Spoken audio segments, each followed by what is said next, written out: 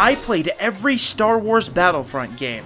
Part 3. This is the final part of a series where I play every single Star Wars Battlefront game. In this one, I'll be tackling EA and DICE's Star Wars Battlefront games that actually came out fairly recently and revived the series. These games use the Frostbite engine that powers many of EA's games nowadays, notably including the Battlefield series. This leads to a very different feeling experience from what we've seen previously from games called Star Wars Battlefront. Before we get into it though, I have two things I want to mention. First, I really want to thank my patrons, including Melon in the Omega Gamer tier, and Brandon Wolf, Mikan Solocoop, and That's Just Ash in the Played Every Game tier, along with all of these fantastic people here. Your support means a ton to me. Second, we have a sponsor today, and that sponsor is HelloFresh.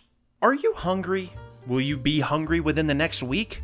If you're a human being, the answer is most likely a solid yes. Now, I know we live in a world where going to the store and buying a bunch of stuff so you're ready to follow any recipe is a reality, only to find out that you're still missing something or that you didn't even need that organic rubbed stage you bought. But what if I told you there was an easier way? What if I told you there was a way to get all of the things that you need in one easy package delivered right to your door? That's where HelloFresh comes in. Listen, I'm the cook in my family, but my cooking repertoire is about 3 things, and you can probably imagine that gets old after a while. Fortunately, HelloFresh has me covered. HelloFresh has 55 weekly options with pre-portioned high-quality ingredients. They deliver fresh, quality produce from the farm to your door in less than a week. Are you like me and like an absolutely god-tier barbecue dish? Try grilling up HelloFresh's cheese-stuffed burgers with pesto aioli, or a grilled salmon with balsamic tomatoes at your next barbecue to just blow some minds. Plus, HelloFresh's recipes are a step-by-step cooking experience, so you can have a stress-free summer. Oh, and did I mention that HelloFresh cuts back on your time spent in the kitchen with meals ready in around 30 minutes or less? Here's the deal I've got for you. Use my link or go to HelloFresh.com and use code POGNEOSCI-July16 for 16 free meals across 7 boxes and 3 gifts, which include free appetizers, free desserts, and free premium recipes. Once you click, my description will live update to count the purchases. Huge thanks to HelloFresh for sponsoring this video today. Alright, let's get into the games.